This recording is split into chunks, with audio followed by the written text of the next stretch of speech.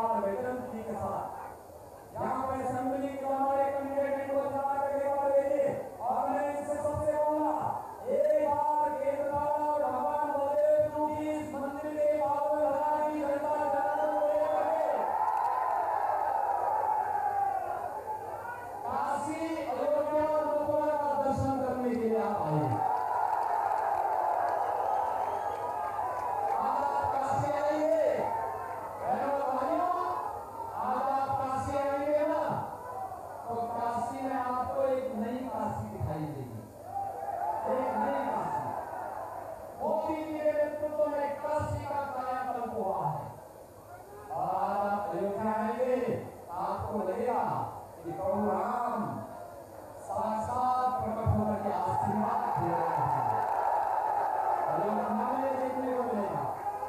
आप मथुरा आएंगे तो आपको लगेगा कि भगवान जगन्नाथ, भगवान बलभद्र जी, माता सुभद्रा तो जगन्नाथपुरी में विराजमान है, लेकिन आशीर्वाद मथुरा में प्राप्त हो रहा है। ये है कार्यक्रम और उसी के लिए हमारे आपके पास आए हैं। वो आपका है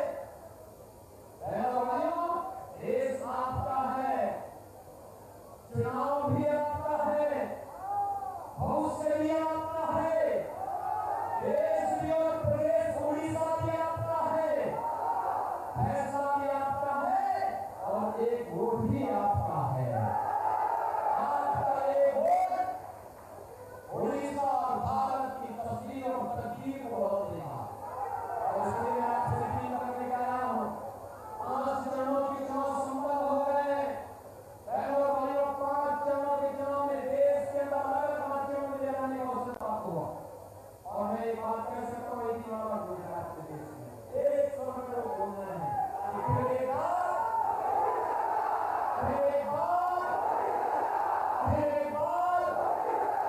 मोदी सरकार अब की बार 400 पार, तो 400 पार में केंद्र वाला भी होना चाहिए। दूसरा, जब नवीन बाबू 400 पार का नारा सुनते हैं तो पूछते हैं ये 400 कैसे? तो हम कहते हैं आप तो 21 से ही लड़ पा रहे हैं, तो आपको सरकार बना नहीं पाएंगे। आप लड़ाई करेंगे क्या? आप तो लड़ नहीं पाएंगे, सरकार बना नहीं पाएंगे, तो लड़ाई करेंगे क्या? और इसलिए इन लोगों को सबको इस बात के लिए चक्कर आता है, इनका दिमाग घूमता है। 400 बीजेपी 400 पार करेगी। हमने कहा 400 पार, जनता जनार्दन कहती 400 पार, वो कैसे तो जनता जनार्दन की ओर से ही आवाज निकलती है कि राम भक्ति ही राज करेगा दिल्ली के सिंहासन।